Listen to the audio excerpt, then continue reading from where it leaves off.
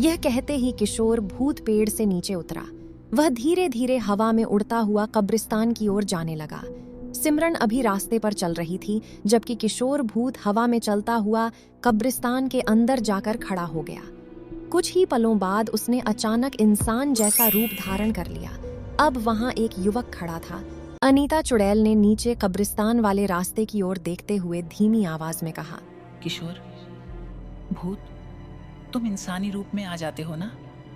आज रात तुम्हें अपनी शक्ति का इस्तेमाल करना पड़ेगा, क्योंकि थोड़ी ही देर में एक लड़की यहाँ से गुजरने वाली है। वह पूरे गांव में सबके सामने यही कहती फिरती है कि उसे भूतों, प्रेतों और कब्रिस्तानों से बिल्कुल डर नहीं लगता।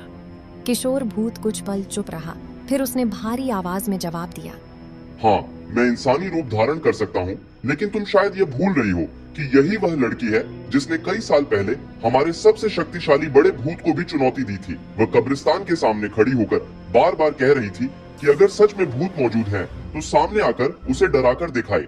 अनीता चुड़ैल हंसने लगी। हा हा हा हा हा हा। मुझे सब कुछ अच्छी तरह याद है। पूरा गांव इस लड़की की हरकतें देखकर हैरान रह गया था। लोग रात के समय यहाँ आने का सोच भी नहीं सकते, लेकिन यह लड़की अकेली कब्रिस्तान तक आ गई थी और जोर जोर से बोल रही थी कि वह किसी भूत से नहीं डरती। किशोर भूत ने धीमी आवाज में कहा, उसी दिन बड़े भूत ने गुस्से में कहा था कि एक दिन यही लड़की कब्रिस्तान के राज अपनी आंखों से देखेगी। शायद आज वही रात है जब उसे सच्चाई का पता चलने वाला है। उसी समय दूर से किसी के कदमों की आवाज सुनाई दी।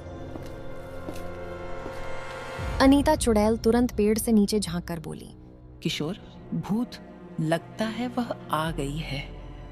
देखो, वही लड़की अकेली इस रास्ते पर चलती हुई यहाँ आ रही है। आज उसे पहली बार एहसास होगा कि हर सुनसान कब्रिस्तान सच में खाली नहीं होता। अंधेरे रास्ते पर एक लड़की खामोशी से धीरे धीरे चलती हुई आ रही थी। वह सिमरन थी। सिमरन कब्रिस्तान के पास पहुंचते हुए खुद से बोली, लोग भी अजीब होते हैं। हर समय यही कहते रहते हैं कि इस कब्रिस्तान में भूत रहते हैं। रात के समय यहाँ से मत गुजरना। अजीब आवाजें आती हैं। अगर सच में भूत मौजूद होते तो आज तक मेरे सामने जरूर आ चुके होते। अनीता चुड़ैल हंसकर बोली, हा हा हा हा हा। किशोर, भूत, तुमने सुना? यह लड़की आज भी वही बातें कर रही है।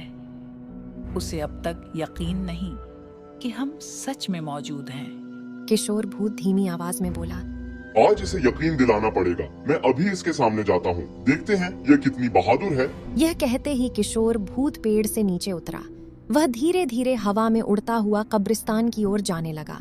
सिमरन अभी रास्ते पर चल रही थी, जबकि किशोर भूत हवा में चलता हुआ कब्रिस्तान के अंदर जाकर खड़ा हो गया। कुछ ही पलों बाद उसने अचानक इंसान जैसा रूप धारण कर लिया। अब वहां एक युवक खड़ा था जो बिल्कुल आम इंसानों जैसा दिखाई दे रहा था। सिमरन जैसे ही कब्रिस्तान के पास पहुंची तो अचानक रुक गई। आप कौन हैं? और इस समय यहाँ अकेले क्या कर रहे हैं? ये जगह रात के समय काफी सुनसान होती है और लोग तो यहाँ आने से भी डरते हैं। किशोर भूत हल्का सा मुस्कुराया। मैं भी तुमसे यही सवाल पूछ सकता हूँ, क्योंकि इस समय एक लड़की का अकेले कब्रिस्तान वाले रास्ते से गुजरना आम बात नहीं है।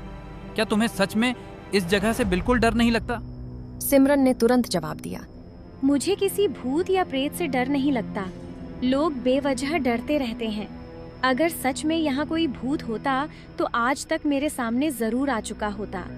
किशोर भूत ने सिमरन की ओर देखते हुए कहा, अगर आज रात तुम्हें पता चल जाए कि कब्रिस्तान की कहानियां सिर्फ कहानियां नहीं बल्कि हकीकत हैं, तो क्या तब भी तुम इसी तरह निडर रहोगी जैसे अभी खड़ी हो?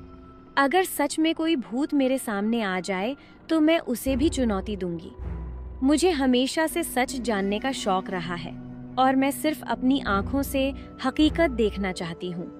हवा अचानक ठंडी हो गई। कब्रिस्तान के अंदर से अजीब आवाजें आने लगी। पेड़ के पत्ते जोर जोर से हिलने लगे।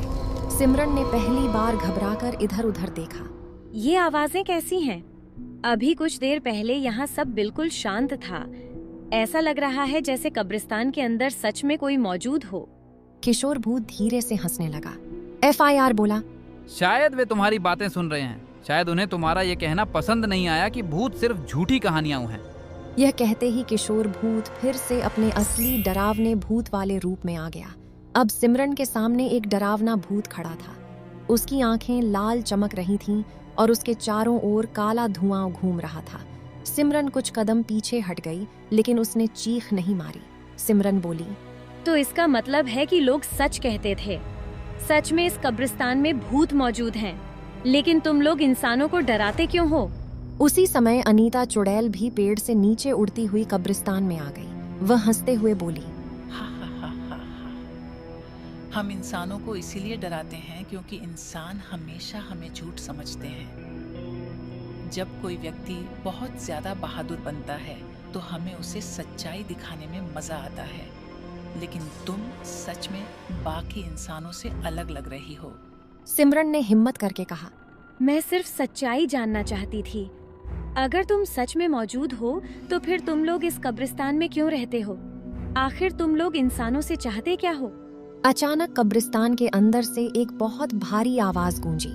पूरा माहौल खामोश हो गया। अनीता चुड़ैल तुरंत डर कर किशोर भूत के पास आ गई। अनीता चुड़ैल बोली, किशोर भूत, यह आवाज बड़े भूत की लग रही है। अगर उन्होंने हमें इंसान को डराते हुए देख लिया तो वे बहुत नाराज होंगे। चंद लम्हों बाद कब्रिस्तान के अंदर से एक बड़ा खौफनाक भूत सामने आया। वह जितना करीब आ रहा था, कब्रिस्तान का माहौल उतना ही भारी होता जा रहा था। बड़े भूत ने गुस्से से कहा, अनीता चुड़ैल और किशोर भूत, तुम दोनों ने फिर एक इंसान को यहाँ रोक लिया। मैंने तुम्हें पहले भी कहा था कि हर इंसान को डराना जरूरी नहीं होता। कुछ इंसान सिर्फ सच्चाई जानना चाहते हैं। दोनों तुरंत खामोश हो गए। सिमरन हैरानी से उस बड़े भूत को देख रही थी।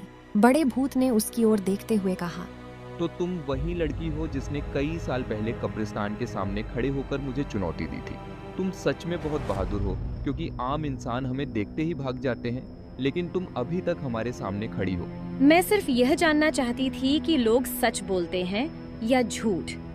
आज मुझे समझ आ गया कि दुनिया में सच में बहुत से ऐसे राज मौजूद हैं जिन पर इंसान आसानी से यकीन नहीं करता।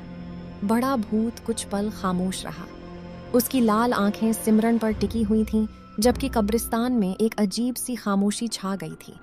फिर बड़े भूत ने गहरी आवाज में कहा, याद रखो, हर डरावनी चीज हमेशा बुरी नहीं होती। कभी कभी अंधेरे में रहने वाले भी सिर्फ अकेले होते हैं। अब तुम अपने घर वापस चली जाओ। आज की रात तुमने जो कुछ देखा है उसे कभी मत भूलना, लेकिन किसी को भी हमारे बारे में बताने की कोशिश मत करना। हर रात सब लोगों के लिए नहीं होता। अनीता चुड़ैल और किशोर भूत भी अब खामोश खड़े थे। पहली बार वे दोनों किसी इंसान को डराने के बजाय उसकी हिम्मत की तारीफ कर रहे थे।